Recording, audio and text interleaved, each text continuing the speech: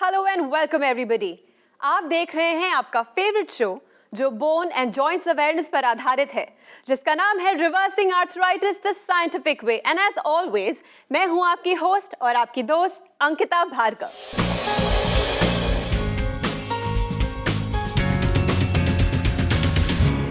दोस्तों, कहते हैं चलती का नाम जिंदगी, पर अगर आपकी इसी जिंदगी में से चलना फिरना, उठना बैठना, खेलना कूदना खत्म कर दिया जाए तो कैसा महसूस होगा? इस शो के माध्यम से हम चाहते हैं कि जिस तरह ढेर सारे आर्थराइटिस पेशेंट्स अपने आर्थराइटिस को चेंज कर पाए हैं, रिवर्स कर पाए हैं, उसी तरह आप भी जानें कि आपकी आर्थराइटिस भी रिवर्स हो सकती है। आपकी भी जिंदगी में चलना फिरना वापस आ सकता है। इस शो के माध्यम से हमने एक मुहिम की शुरुआत की है और हमारे इस रेवोल्यूशन में हमारे साथ एक ऐसे डॉक्टर हैं जो सालों से आर्थराइटिस की फील्ड में रिसर्च कर रहे हैं और अब सालों की कड़ी मेहनत के बाद आज वो इस बात को प्रूव कर पाए हैं कि सच में आर्थराइटिस को रिवर्स किया जा सकता है। मैं बात कर रही हूं इंडिया के number 1 lifestyle doctor and famous sports medicine specialist doctor Gaurav Sharma की। डॉक्टर गौरव शर्मा देश के नंबर 1 लाइफस्टाइल डॉक्टर और स्पोर्ट्स मेडिसिन स्पेशलिस्ट हैं। डॉक्टर गौरव शर्मा ने 10 वर्षों से भी अधिक वेस्टर्न मेडिसिन में शिक्षा हासिल की है। इन्होंने चिकित्सा की कई अन्य पद्धति जैसे आयुर्वेद और एक्यूपंक्चर का भी गहन अध्ययन किया है। चिकित्सा के क्षेत्र में आपके अद्भुत योगदान के लिए 5th annual Indian affairs India leadership conclave and Indian affairs business leadership awards 2014 में डॉक्टर गौरव शर्मा को इंडियाज मोस्ट एडमायर्ड डायबिटोलॉजिस्ट 2014 और इनकी कंपनी डॉक्टर जी वेलनेस को India's most promising company in lifestyle and wellness programs के award से सम्मानित किया गया है। आपने आर्थराइटिस की सीरियसनेस को समझा और सालों के रिसर्च और एक्सपेरिमेंट्स के बाद दुनिया को दिए आर्थराइट प्लस, सूजीज और जेन आर्थरो जैसे प्रोडक्ट्स। डॉक्टर गौरव शर्मा के पर्सनलाइज्ड अटेंशन और यूनिक प्रोग्राम्स के जरिए ऑस्टियोआर्थराइटिस के पेशेंट्स की जिंदगी बदल चुकी है। आज हमारे साथ स्टूडियो में मौजूद हैं डॉक्टर गौरव शर्मा, यानी कि हमारे डॉक्टर जी। तो चलिए मिलकर उनका स्वागत करते हैं। डॉक्टर जी, हमारे स्टूडियो में आपका बहुत बहुत स्वागत है। बहुत बहुत धन्यवाद अंकिता जी। दोस्तों, आप जानते ही हैं कि एक ऐसा शो है जहां आप फोन करके डॉक्टर जी से बात कर सकते हैं। अगर आपको आर्थराइटिस है या आपके घर में किसी को जोड़ों का दर्द होता है तो देर किस बात की, फोन उठाइए, स्क्रीन पे जो नंबर फ्लैश कर रहा है उसे डायल कीजिए और हम आपकी बात कराएंगे डॉक्टर जी से। डॉक्टर जी, हम चर्चा करते हैं आर्थराइटिस के बारे में। धीरे धीरे ये बीमारी पूरे देश में फैलती जा रही है, पर अक्सर लोग सिर्फ घुटनों के दर्द की बात करते हैं। पर अगर आर्थराइटिस की बात करें, ऑस्टियोआर्थराइटिस या स्पॉन्डिलाइटिस की बात करें, तो शरीर के हर जॉइंट में दर्द मतलब आर्थराइटिस? जॉइंट में दर्द जरूरी नहीं कि आर्थराइटिस है, आर्थरोसिस भी हो सकता है। आर्थरोसिस? जी हाँ, आर्थरोसिस का मतलब डीजेनरेशन विदाउट इन्फ्लेमेशन, यानी कि वहाँ पर सूजन वगैरह नहीं आई लेकिन वहाँ पर डिग्रेडेशन हो रही है जॉइंट की। इसको एक थोड़ी सी मेडिकल टर्मिनोलॉजी में कह सकते हैं। लेकिन ज़्यादातर दर्द एज के साथ जो आगे बढ़ते हैं इन्फ्लेमेशन के साथ, वो आर्थराइटिस ही कहते हैं, जिसको हम ऑस्टियोआर्थराइटिस कहते हैं। और जैसे कि हम पेशेंट्स को देखते हैं, हम ऑस्टियोआर्थराइटिस चेंजेस सिर्फ घुटने के अंदर नहीं बल्कि स्पाइन के अंदर काफ़ी ज़्यादा देखते हैं, शोल्डर के अंदर और स्पेसिफिकली लोअर बैक के अंदर ऑस्टियोफाइट्स की फॉर्मेशन, यानी कि नुकीली हड्डी बन जाना। गर्दन में हम बहुत ज़्यादा देखते हैं कि जॉइंट स्पेस की नैरोइंग हो जाना, जैसा कि जिस तरीके से हम घुटने में देखते हैं उसी तरीके से जॉइंट स्पेस नैरोइंग होती है। शोल्डर्स में काफ़ी देखा गया है, लेकिन एल्बोज और एंकल और रिस्ट वगैरह के अंदर इतना ज़्यादा नहीं देखा गया है। लेकिन खासकर स्पाइन और शोल्डर्स और नी जॉइंट, जो हमारे सबसे ज़्यादा यूज्ड जॉइंट्स होते हैं, वहीं पर ज़्यादा चेंजेस देखे जाते हैं। तो ऑस्टियोआर्थराइटिस क्या आर्थराइटिस का ही एक प्रकार है? जी हाँ, बिल्कुल आर्थराइटिस के प्रकार है और हम मेडिकल क्लासिफिकेशन में नहीं जाएंगे जिसके अंदर हम एंकोलोजिंग स्पॉन्डिलाइटिस और दूसरी तरह की ऑटोइम्यून प्रोसेसेस की बात करेंगे। लेकिन हम जनरली हमारे पेशेंट्स को कन्फ्यूजन ना हो, सिर्फ एक जो हम क्लासिफिकेशन करते हैं और ये प्रोग्राम स्पेसिफिकली उसके इर्द गिर्द घूमता है, यानी कि हमारा जो ऑस्टियोआर्थराइटिस है और रूमेटॉइड आर्थराइटिस है, क्योंकि ये सबसे ज़्यादा परेशान करती हैं बीमारियां। और जो बाकी जो दूसरी कंडीशंस हैं, जैसे स्पाइनल स्टेनोसिस हो गया या जिसकी वजह से दर्द होता है, या आपका एंकिलोजिंग स्पॉन्डिलाइटिस, उसको हम डिस्कस नहीं करते क्योंकि उसके अंदर हम ज़्यादा मदद भी नहीं कर पाते पेशेंट्स की। काफ़ी लोग सवाल उठाते हैं कि हमें टांगों में बहुत दर्द रहता है, सिर्फ घुटनों में ही नहीं बल्कि पूरी लेग में रेस्टलेसनेस फील होती है, रात को नींद नहीं आती।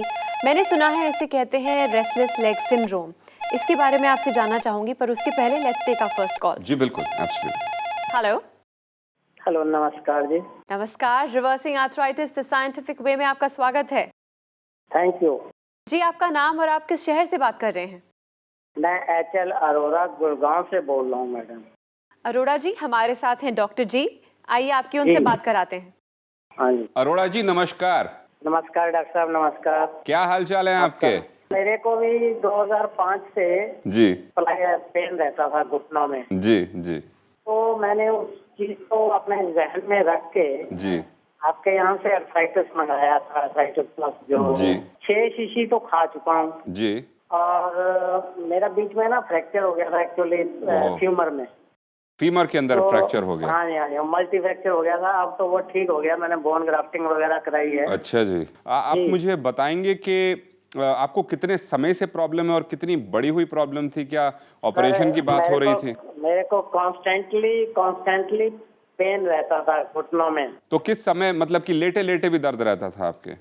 हाँ जी, घुटनों में पेन रहता था। यानी कि 2001 के बाद। यानी कि टोटल ऑपरेशन की बात चल रही थी कई सालों से? हाँ जी, हाँ जी। मेरे को मतलब ऐसे 1-2 डॉक्टर ने सजेस्ट किया था कि जी। आपको घुटने का भी मतलब आपको ऑपरेशन कराना पड़ेगा। तो कौन से साल से बात चल रही है कि घुटना का ऑपरेशन ये कराना? सर मैं 2005 से चल रही थी। यानी कि 9-10 साल हो गए आपको इस हाँ प्रॉब्लम जी, के हाँ साथ जी, कि सर। ऑपरेशन हो जाना चाहिए था। तो जी, आपकी जी। काफी एडवांस कंडीशन है और आप फिर भी छड़ी के साथ कुछ चल लेते थे, दर्द होता था, फिर बैठ जाते थे, ऐसे ही अपनी गाड़ी चला रहे थे आप। जी। और आपकी उम्र तो- कितनी है अभी? मेरी 65 प्लस। 65 साल उम्र है आपकी। क्या आपको कुछ फायदा हुआ है? क्योंकि मेरे पास कई पेशेंट्स आते हैं, मैं उनको यही कहता हूं कि एक चीज हम कर सकते हैं कि 3 से 6 महीने में रेस्ट करवाऊं आपको, हम उसको रिहैबिलिटेट करें, वहां से सूजन हटाएं और उस प्रोसेस पे काम करें जिसको हम कहते हैं सबसे पहले सूजीज का स्प्रे, आइसिंग, उसके बाद क्रेप बैंडेज, एलिवेशन, उसके बाद क्वाड्रिसेप्स स्ट्रेंथनिंग, और उसके बाद फिर हम सोच सकते हैं कि ऑपरेशन से बचेंगे या नहीं बचेंगे। तो आपके केस में कैसा रहा बताइए? मेरे केस में ये हुआ कि पहले तो मैं बेसिकली बताऊं, गलती तो मेरी है, मैं गाड़ी भी चला लेता था। सब कुछ कर लेते हैं। मेरी मजबूरी ये थी कि 20-25 किलोमीटर, 10-12 किलोमीटर मॉर्निंग में, 10-12 किलोमीटर इवनिंग में। जी तो जब से मैंने आपका ये लिया अर्थराइटिस प्लस, जी। तो उसमें एक तो घुटने में सोजिश वगैरह कम हो गई। वेरी गुड, और वेरी गुड। सूजी जो आपका वो है स्प्रे है, जी स्प्रे लगाने से मेरा पेन जो कॉन्स्टेंटली रहता था, जी और मेरे को मॉर्निंग में उठने के बाद चलने में बड़ी दिक्कत आती थी जी कई बार, जी।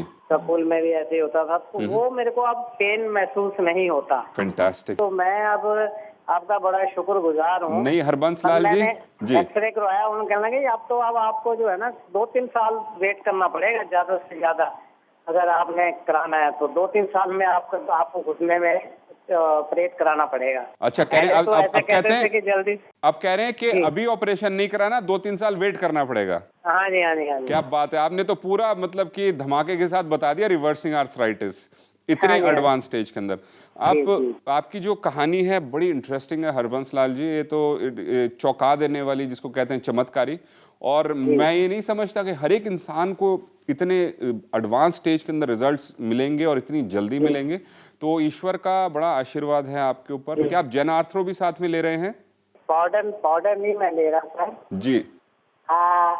मैं मतलब ये आपसे पूछना चाहता हूँ जी। ये कंटिन्यू प्रोसेस रहेगा और कब तक करना पड़ेगा मुझे? हरबंस लाल जी, आपके केस के अंदर सबसे पहले तो जन आर्थरो आपको लेना चाहिए था, और जितने भी हमारे पेशेंट्स हैं, कहना चाहूंगा कि अगर जल्दी रिजल्ट्स चाहते हैं और अच्छे कंसिस्टेंट रिजल्ट्स चाहते हैं तो जन आर्थरो को भी लें, क्योंकि मैं आपको देख के नहीं बता सकता, अगर आपकी अर्ली चेंजेस हैं ऑस्टियोआर्थराइटिस की तो सिर्फ आर्थराइटिस से काम चल जाता है, आर्थराइट प्लस से काम चल जाता है। लेकिन अगर एडवांस होती है, इसलिए आपके लिए स्पेसिफिकली जन आर्थरो बनाया कि वो एक्स्ट्रा सपोर्ट लेके आए, जिसको हम प्लस कहते हैं। ये आपका जो 65 प्लस के अंदर जन आर्थरो प्लस है।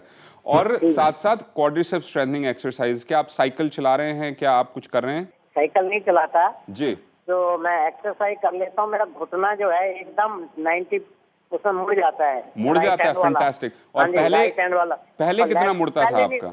पहले तो सर 70 बड़ी मुश्किल से होता था। फैंटास्टिक। यानी कि एक ये भी एक साइन है कि आपका रिवर्सल हो रहा है, बड़ा अच्छा। क्योंकि अगर जॉइंट मुड़ना शुरू हो जाता है तो एक बहुत बड़ा साइन है कि और डॉक्टर भी आपको यही कहेंगे कि बहुत अच्छी इंप्रूवमेंट है। किसी भी ऑर्थोपेडिशियन को दिखाएंगे। तो हरबंस लाल जी, अब सुनिए आपने क्या करना है। अगर मैं आपकी जगह होता तो मैं इसको लाइफ लॉन्ग लेता चलूंगा, क्योंकि आपकी बहुत एडवांस कंडीशन थी। लेकिन अगर आप थोड़े जिसको कहते हैं कंजर्वेटिव तरीके से चलना चाहते हैं और थोड़ी चांस लेना चाहते हैं लाइफ के अंदर, तो इसको कम से कम 3 साल का कोर्स तो जरूर करें दोनों का, कम से कम। और उसके बाद फिर आप इसको साल में 3 से 4 महीने लेते रहे हर साल, इसका कोर्स करते हैं। लेकिन मैं आपको रेकमेंड करूंगा कि आप अगर काम करना चाहते हैं, फ्यूचर में एक्टिव रहना चाहते हैं, इसको लगातार लेते रहें, क्योंकि आपकी बहुत ही ज़्यादा एडवांस्ड ऑस्टियोआर्थराइटिस है। और इसी तरीके से लाइफ एंजॉय करते रहें, लेकिन साइकिल ज़रूर चलाना शुरू करें, मसल्स को थोड़ा स्ट्रॉन्ग करें, और साथ साथ और फिजिकली एक्टिव हों, और 25-30 साल तक मेहनत करते रहें, काम करते रहें। ये कहूँगा आपको। और व्यूअर्स को बताना चाहूँगा, आपको भी बता रहा हूँ कि जेन आर्थरो का एक पाउडर रोज एक कोसे दूध के अंदर आधा गिलास से 1 गिलास के अंदर घोल के लें और उसको पी लें किसी भी समय दिन के अंदर। Thank you Arora ji, thank you so much. दोस्तों, आप देख रहे हैं reversing arthritis the scientific way. अगर आप भी अपने जोड़ों के दर्द को खत्म करना चाहते हैं, अपने आर्थराइटिस को रिवर्स करना चाहते हैं, तो ये शो आपके लिए है। फोन उठाइए, नंबर मिलाइए और हम आपकी बात कराएंगे डॉक्टर जी से। डॉक्टर जी, अब भी आपके ऐसे कई पेशेंट्स हैं जिन्हें शायद जनार्थ्रो के बारे में नहीं पता है। थोड़ा सा संक्षेप में आपसे जानना चाहूँगी कि आर्थराइट प्लस और जनार्थ्रो के बीच में क्या डिफरेंस है और दोनों किस कंडीशन में यूज़ करने चाहिए? जब हमने आर्थराइट प्लस लॉन्च किया था, हमें अंदाज़ा नहीं था कि इतने डेंजरस केसेस होंगे। यानी कि हमने लॉन्च किया था इसको कि ऑस्टियोआर्थराइटिस के पेशेंट्स हैं, चेंजेस आए होंगे, लेकिन ऑपरेशन के लिए तैयार नहीं हुए होंगे। और मैं सोचता था कि ज़्यादातर लोगों ने ऑपरेशन करा लिया होगा, या क्योंकि वो दर्द के साथ जूझ रहे होंगे।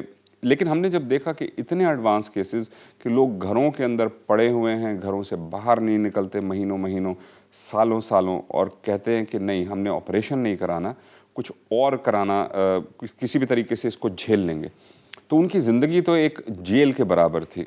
तो जब हमारे पास रिक्वेस्ट आई कि कुछ और स्ट्रॉन्ग बनाइए, कि कुछ हम ऐसा कर सकें कि जिससे हमें और अच्छे और जल्दी कंसिस्टेंट रिजल्ट्स मिलें, तो हमने इशारा किया कोलेजन की तरफ। कोलेजन जो हमारे बिल्डिंग ब्लॉक्स होते हैं, स्पेसिफिकली हमारा कार्टिलेज जिससे बनता है, कि हमें एक्स्ट्रा ईंट, पत्थर, रोड़ी, सीमेंट वगैरह की ज़रूरत है रिकन्स्ट्रक्शन के लिए, और क्यों ना हम उसको अवेलेबल कराएं, उसको पहुंचाएं वहां तक। इसलिए हमें ज़्यादा क्वांटिटी के अंदर मटेरियल चाहिए, क्योंकि हम कैप्सूल्स के साथ इतना ज़्यादा डिलीवर नहीं कर पाते। इसलिए हमने सैशेस के अंदर करीब 10 ग्राम का सैशे होता है, जिसके अंदर कोलेजन होता है, जिसके अंदर प्रोटीन होते हैं स्पेसिफिकली, और वो आपको देना शुरू किया। तो जब आप दोनों कंबाइन करते हैं तो रिजल्ट्स और बढ़िया आते हैं। और स्पेसिफिकली रिस्ट्रक्चरिंग के लिए, बिल्डिंग की रिकंस्ट्रक्शन के लिए मटेरियल है बेसिकली, अगर इसको सिंपल भाषा में कहें तो। डॉक्टर जी, आपके एक ऐसे पेशेंट हैं जो आपसे कुछ शेयर करना चाहते हैं। Let's have a look. जी बिल्कुल। मैं मिसेस आशा कोहली और मेरी एज है 73। मैं थोड़ी दिनों में थोड़ा सा मुझे टेम्परेचर कोल्ड वोल्ड था, तो बिस्तर पे लेटी रही। लेकिन जब मैं उठी तो मेरे घुटनों में दर्द होनी शुरू हो गई। मैंने कहा ये क्या हो गया, ये तो आर्थराइटिस होने की संभावना लग रही है। फिर मैंने गौरव शर्मा का, तो मैं बड़ी देर से प्रोग्राम देख रही थी, मगर मुझे ज़रूरत नहीं पड़ी थी, तो इसलिए मैंने मंगाया नहीं। जब मुझे ऐसे पेन नज़र आई तो मैंने कहा ये मैं भी इसको सप्लीमेंट को मंगा के देखूं कि मेरा भी इससे शायद फ़र्क पड़ जाए। तो मैंने जो ही मंगाई, और 1 महीने के बाद मुझे थोड़ा सा उसमें फ़र्क नज़र आने लगा। लेकिन मेरी बैक में भी जो दर्द थी वो भी थोड़ी सी सबसाइड हो गई है, अभी आगे और जाएगी। लेकिन ये जो घुटने की है, ये तो तमाम ही ख़त्म हो गई है। मुझे लगा कि मैं शायद बेड रिटर्न ही हो जाऊंगी, लेकिन ये गौरव शर्मा डॉक्टर साहब ने तो ऐसा कमाल दिखा दिया ये सप्लीमेंट बना के, कि हम लोगों को तो सहारा ही है उनका। और हम तो कहते हैं कि डॉक्टर साहब की उम्र इतनी लंबी हो कि वो ज़्यादा से ज़्यादा लोगों की सेवा कर सके और इस दवाई का सब लोग लाभ उठा सके। Doctor ji, this is another good news, क्योंकि लोग जब सालों से चल फिर नहीं पाते हैं, उनकी ज़िंदगी रुक जाती है, फिर एक सिंपल सा सप्लीमेंट आता है जो आपकी ज़िंदगी में ज़्यादा कुछ हेर फेर नहीं करता, पर आपकी ज़िंदगी में रंग भर देता है, आपको ज़िंदगी वापस दे देता है। How do you feel? Well, सिर्फ एक सप्लीमेंट नहीं है, पूरा प्रोग्राम है। इसके पीछे जो हमारे फिजियोथेरेपिस्ट और जो डाइटिशियंस जो काम कर रहे हैं, इट इज़ वेरी इंपॉर्टेंट कि फॉलोअप करते हैं, उनको सही रास्ता दिखाते हैं, और लाइफस्टाइल चेंज करना बहुत ज़रूरी है। यानी कि एक्सरसाइज की बहुत ज़रूरत है, जिसके अंदर हम न्यूट्रिशन के अंदर स्पेसिफिकली हम जेन आर्थरो की जैसे बात करते हैं। और उसके अलावा आर्थराइट प्लस तो अपना काम कर ही रहा है, लेकिन जो बहुत ज़्यादा एडवांस केसेस होते हैं उनके अंदर हम ये भी रेकमेंड करते हैं कि आप सूजीज लगाएं, फिर उसके बाद आइसिंग करें। और बाकी अगर आप मुझे इजाज़त दें तो एक चीज़ कहना चाहूँगा दोस्तों, सूजीज लगाने की कोई लिमिटेशन नहीं है। अगर आपकी कंडीशन बहुत बिगड़ी हुई है तो शायद आपको हर घंटे के अंदर ज़रूरत पड़े जब आप रेस्ट करें, क्योंकि अगर आपको लेटे लेटे बेड पे भी दर्द हो रहा है तो आपकी कंडीशन इतनी बिगड़ चुकी है कि सर्जरी ही एक चारा है। इसको कहते हैं हम मैक्सिमम एडवांस्ड प्रोग्रेस्ड ऑस्टियोआर्थराइटिस। इस कंडीशन के अंदर अगर आपको दर्द मिटाने के लिए लेटे लेटे अगर स्प्रे भी करना पड़े तो उसको ज़रूर करें, लेकिन पेन किलर ना खाएं, क्योंकि अपनी किडनीज और लिवर को ख़त्म कर देंगे। उसके अलावा कुछ ऐसे पेशेंट्स होते हैं जिनको प्रॉब्लम कोई इतनी ज़्यादा नहीं होती। हमने ऐसे केसेस भी देखे जिन्होंने एक बार सूजीज का स्प्रे इस्तेमाल किया अपनी नेक पेन के लिए और उनको उसके बाद कभी नेक पेन नहीं हुआ, यानी कि ट्रांजिएंट टाइप की कोई पेन थी या मसल पुल था, तो उस कंडीशन में हेल्प किया। और बहुत से लोग हैं जिनकी इतनी एडवांस नहीं होती तो उनको शायद दिन में एक बार ज़रूरत पड़े या 2 दिन में एक बार ज़रूरत पड़े, लेकिन अपनी आवाज़ सुने बॉडी की कि जब दर्द हो रहा है तो उस दर्द को आपने वहाँ से बाहर से रिपेयर करना है, इसलिए सूजीज का स्प्रे ज़रूर इस्तेमाल करें। वेल, एक और ऐसे हमारे व्यूअर हैं जो शायद आपसे मदद चाहते हैं या आपसे कुछ कहना चाहते हैं। Let's take the call. जी बिल्कुल, एब्सोल्युटली। हेलो। हेलो, नमस्कार, reversing arthritis the scientific way में आपका स्वागत है। नमस्कार जी। जी, आपका नाम और आप किस शहर से बात कर रही हैं? मैं अंबाला से बोल रही हूँ, उषा। उषा जी, हमारे साथ हैं डॉक्टर जी, यानी कि डॉक्टर गौरव शर्मा। हाँ जी। आइए आपके उनसे बात कराते हैं। Thank you. उषा जी नमस्कार। नमस्कार सर। तो उषा जी कैसे याद किया आपने हमें? हमारे पहले एक घुटने में लेफ्ट साइड के काफी दर्द था जी। तो फिर अचानक हम अपना पूजा से उठे तो दूसरे में भी शुरू हो गया जी। अभी हमें 70 to 80% काफी आराम है उससे। तो आपने एक्सरे करवाया था अपना? नहीं सर, मैंने किसी डॉक्टर को नहीं दिखाया। एक ऑर्थोपेडिशियन की ओपिनियन लेना बहुत ज़रूरी था हाँ कि जी। आपकी प्रॉब्लम कहीं और तो नहीं, इसलिए हम कहते हैं कि हमेशा ओपिनियन लें और अगर डायग्नोसिस अगर आपका ऑस्टियोआर्थराइटिस है हाँ उसके जी। बाद ट्रीटमेंट स्टार्ट करें। तो ये बेसिक्स अवेयरनेस से ही स्टार्ट होते हैं। तो हाँ जी। तो आपको किस समय दर्द होता था? सीढ़ी चढ़ते उतरते नहीं, उठते सीढ़ी बैठ? चढ़ते उठते तो सर मैं नहीं चढ़ सकती अच्छा, क्योंकि मैं हैवी वेट हूँ। हैवी वेट हैं आप? हाँ अच्छा जी, उससे मुझे काफी प्रॉब्लम होती है जी और मेरे से एक्सरसाइज वगैरह भी नहीं होती। थोड़ा साइकिल जरूर चला लेती हूँ, जी। लेकिन अब मैं जब सीढ़ियाँ तो चढ़ती नहीं हूँ, लेकिन जब मैं खड़ी होती हूँ ना, ज्यादा देर में खड़ी नहीं हो पाती। तो कितनी देर में दर्द शुरू हो जाता था आपके? मतलब 10 मिनट में।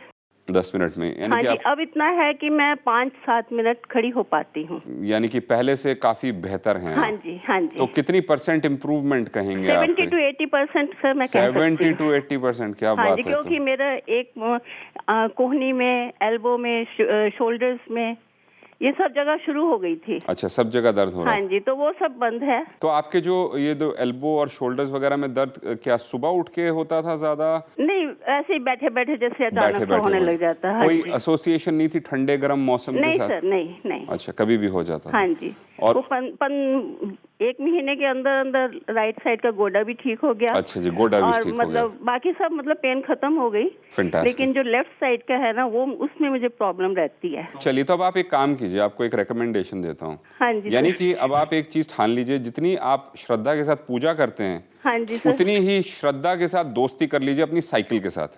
अच्छा सर।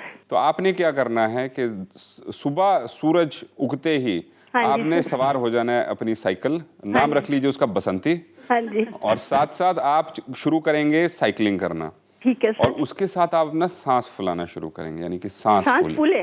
सांस फूले। हमें चाहिए कि सांस फूले। जब तक सांस नहीं फूलेगा हाँ तो जी। फैट के रिजर्व्स मोबिलाइज नहीं होंगे, आप ग्लाइकोजन स्टोर्स पे चलते रहेंगे। हाँ जी। इसलिए सांस फूलना चाहिए। और जब आपका सांस फूलेगा उसके बाद जब आप थोड़े थक जाएंगे तो फिर आप थोड़े स्लो हो जाएंगे, आप साइकिल से उतर सकते हैं या साइकिल पे धीरे धीरे पेडल करते रहिए जब तक आपका सांस वापस नहीं आ जाता। जब आपका सांस वापस आएगा आप फिर से शुरू हो जाएंगे। इस तरीके से अगर आप चलते रहेंगे और साथ साथ हमारे डायबिटीज एजुकेटर से बात करें या डाइटिशियन से बात करें, वो आपको डाइट भी रेकमेंड करेंगे। लेकिन आपके केस में एक्सरसाइज बहुत ज़रूरी रहेगी और मैं रेकमेंड करूंगा कि अपना थायराइड का फंक्शन ज़रूर टेस्ट करवाएं। और जब मौका लगे दिन के अंदर बस साइकिलिंग करते रहें और ध्यान रखें घुटना आपका जो थाई है वो टाइट होती रहे और साथ साथ आपको आपका सांस फूलता रहे।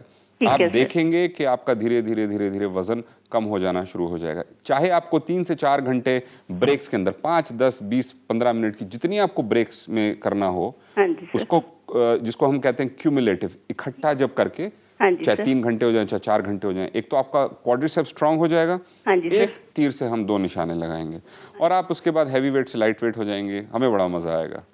Thank you. Thank you Usha ji, thank you so much for calling us. Thank you.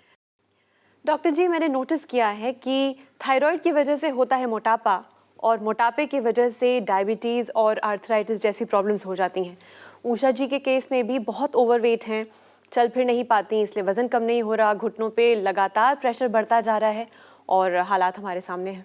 But exactly what I want two point is कि अवेयरनेस की बात जहाँ आती है, उनको पता था कि इस वक्त मुझे अर्थराइड प्लस लेना चाहिए क्योंकि वो अवेयर थी, बट सही तरीके से नहीं, उन्होंने अपनी टेस्टिंग नहीं करवाई, एग्जामिन नहीं करवाया और सीधा ये फूड सप्लीमेंट लेना शुरू कर दिया। तो अगर पहला कोई सिम्टम हमें मिलता है जैसे कि घुटनों में स्वेलिंग हो या उठने में चलने फिरने में मुश्किल हो, तो पहला कौन सा टेस्ट कराएं हम? सबसे पहले अपने ऑर्थोपेडिशियन से मिलें, एटलीस्ट डायग्नोज को एस्टैब्लिश करें। कहीं आपका लिगामेंट टेयर तो नहीं है, कहीं आपका कार्टिलेज टेयर तो नहीं है, कई तरह की प्रॉब्लम्स हो सकती हैं। लेकिन डीजेनरेटिव चेंजेस जो प्रोग्रेसिवली धीरे धीरे प्रॉब्लम बढ़ती जा रही है तो वो ऑस्टियोआर्थराइटिस की तरफ पॉइंट करता है। और सेंस इसी में रहती है कि हम एक एक्सरे करवाएं, और एक्सरे आज बल्कि मैं कहूँगा एक घुटने के लिए, एक एंकल के लिए, टकने के लिए और एक्सरे छाती का, उसके अलावा हम ज़्यादा इस्तेमाल नहीं करते क्योंकि बैक का एक्सरे कराना एकदम बेकार है स्टेज के ऊपर। सर्वाइकल का फिर भी देखा जा सकता है, लोअर बैक का तो बिल्कुल यूजलेस है। और सर्वाइकल का हम इसलिए देखते हैं कि जो हड्डी बड़ी होती है, ऑस्टोफाइट्स की जो फॉर्मेशन होती है, उसी को देख सकते हैं, क्योंकि बाकी जो इन्वेस्टिगेशंस हैं वो MRI की तरफ चली गई हैं। जॉइंट्स को देखने के लिए MRI अच्छा रहता है, और अगर आपको दूसरे टिश्यूज़ देखने, अगर पेट को देखना है या सर को देखना है तो वहाँ CT स्कैन ज़्यादा अच्छा पाया जाता है। तो जॉइंट्स के लिए MRI ही बेहतर रहता है। डॉक्टर जी, मैंने आपसे शुरू में पूछा था रेस्टलेस लेग सिंड्रोम के बारे में, तो क्या ये आर्थराइटिस से रिलेटेड है या नहीं? देखिए, सबसे पहले हमें समझना चाहिए कि अलग अलग बड़े मज़ेदार नाम देते हैं अमेरिका के अंदर। रेस्टलेस लेग सिंड्रोम आजकल साइकाट्री के अंदर बड़े बड़े अच्छे चीज़ें बोलते जा रहे हैं कि चेंज ऑफ सीज़न का एक सिंड्रोम बना दिया है, हर चीज़ का एक सिंड्रोम, और हर एक चीज़ के लिए वहाँ पर एक ड्रग देनी शुरू कर दी। तो ये एक बड़ा ही कॉन्स्पिरेसी भरा सिस्टम है।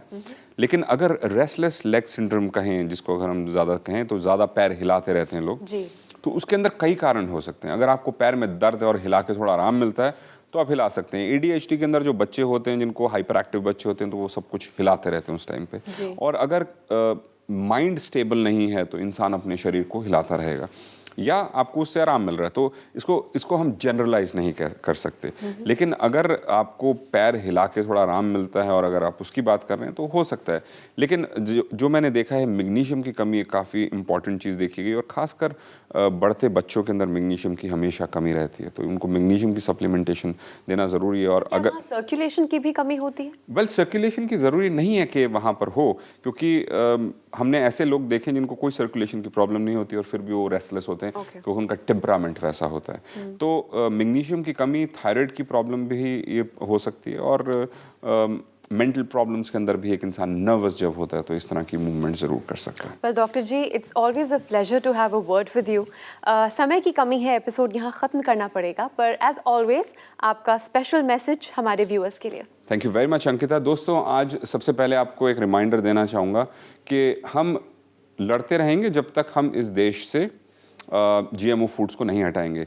अगर यूरोप इस्तेमाल करना शुरू कर दे तो मैं अपनी सोच बदलना ज़रूर चाहूँगा। तो दोस्तों, हमारी गवर्नमेंट को बोलिए कि पहले आप यूरोप के अंदर करवाइए, उसके बाद फिर हम देखते हैं कि किस तरीके से हम इसको इस्तेमाल कर सकते हैं। हमारा देश के अंदर फिर भी सच्चे इंसान ज़्यादा हैं घमंडी और करप्ट के मुकाबले। तो मैं चाहता हूं कि हमारे सच्चे लोग खड़े हों, क्योंकि आप खड़े नहीं होते। प्रॉब्लम ये है कि दबे रह जाते हैं और अपने घर को, इस देश को नहीं समझते, सिर्फ अपने घर में सफाई रखते हैं।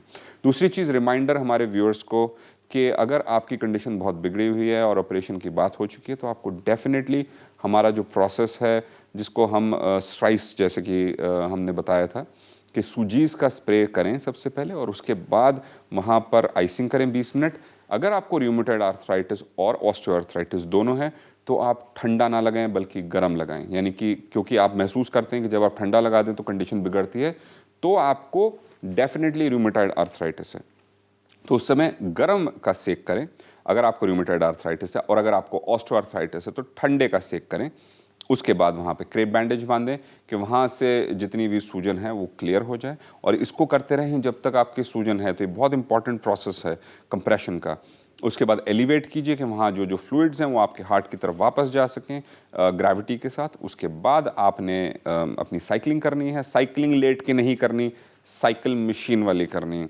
5-10 हज़ार की मशीन आती है, सिंपल है। आइडिया यही रखना है कि आपके क्वाड्रिसेप टाइट हो, और क्रेप बैंडेज के साथ करते रहेंगे तो जॉइंट के ऊपर भी इतना लोड नहीं पड़ेगा, आपका जो क्वाड्रिसेप मसल है उसके ऊपर इफेक्ट ज़्यादा अच्छा आएगा। उसके बाद आप अपनी घुटने की एक्सरसाइज कीजिए। अगर आपकी कंडीशन बहुत बिगड़ी हुई है तो 4 बार करें दिन के अंदर, कम से कम 3 से 6 महीने तक, जब तक कंडीशन इंप्रूव ना हो। और अगर आपकी इतनी ज़्यादा बिगड़ी हुई कंडीशन नहीं और आपको काम पर भी जाना पड़ता है तो मैं रेकमेंड करूंगा तो कम से कम 15 दिन इसको ज़रूर करें, दिन में 4 बार, और उसके बाद सुबह और शाम इस प्रोसेस को फॉलो करें। अगर टाइम की कमी है तो आप अपनी एलिवेशन को थोड़ा कम कर सकते हैं, लेकिन अगर टाइम ही टाइम है तो एलिवेट करके रखिए। वहाँ से जो गंदा खून है या गंदे जो फ्लूइड्स हैं उसको शरीर के पास वापस आने दीजिए क्लेंजिंग के लिए। तो इस चीज़ का ध्यान रखें। उसके बाद एक टिप ज़रूर या एक रिमाइंडर ज़रूर बताना चाहूँगा, अगर आप ओवरवेट हैं तो ये कारण नहीं है आपके ऑस्टियोआर्थराइटिस का। मैं आपको बहुत ही पतले सुकड़े हड्डी जैसे, डंडी जैसे लोग दिखा सकता हूँ जिनको ऑस्टियोआर्थराइटिस है। तो ऑस्टियोआर्थराइटिस सबसे पहले होता है मसल्स की वीकनेस की वजह से, स्पेसिफिकली क्वाड्रिसेप मसल, जो कि हमारे घुटने से थोड़ी ऊपर होती है। वेट अगर आपका ज़्यादा है तो वो कॉन्ट्रीब्यूट करके उसको और कंप्रेस करता है, और ग्रेविटेशनल पुल के साथ कंडीशन और तेज़ी से बिगड़ती है। यानी कि आग तो लगी, उस पर पेट्रोल और डाल दिया जाता है, जिसको हम ओवरवेट कहते हैं। और अगर आपको अपनी ऑस्टियोआर्थराइटिस को रिवर्स करना है, और चाहे आप इन फूड सप्लीमेंट्स को लें या ना लें, लेकिन क्वाड्रिसेप यानी कि अपनी जांग की जो मसल है उसको स्ट्रॉन्ग करें। और स्ट्रॉन्ग करने के लिए क्या है, आप एक्सरसाइज कीजिए। एक्सरसाइज चार्ट आपको मिलता है, और अगर आप चाहते हैं फूड सप्लीमेंट नहीं लेना और आप सिर्फ चाहते हैं कि हम एक्सरसाइज आपको भेजें, तो हम ईमेल के ज़रिए आपको एक्सरसाइज भी भेज सकते हैं। हमारी टीम से बात करें, क्योंकि मैं चाहता हूं कि हम किसी तरीके से आपकी मदद कर सकें। साइकिल चलाएं। मेरा साइकिल खरीद और बेचने में कोई इंटरेस्ट नहीं है। जहां से आपको अच्छा लगती है साइकिल, अपराइट स्टेशनरी साइकिल लें।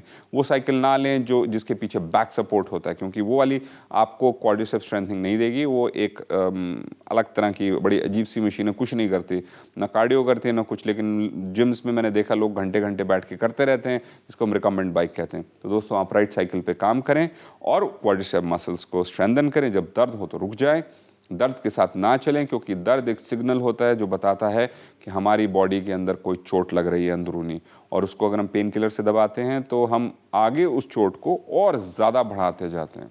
और उसके बाद क्या होता है, अपनी किडनीज को ख़राब करते हैं, अपने लिवर को और अपने स्टमक को बिल्कुल ख़त्म कर देते हैं। तो दोस्तों, इन रिमाइंडर्स, इन टिप्स का ख्याल रखें, क्योंकि मुझे चाहिए आपके रिजल्ट्स अच्छे, और अपना ख्याल रखें। Thank you doctor ji, as always हमारे स्टूडियो में आने के लिए और अपने नॉलेज बैंक में से हमारे साथ इतनी सारी इन्फॉर्मेशन शेयर करने के लिए बहुत बहुत शुक्रिया। बहुत बहुत धन्यवाद अंकिता जी।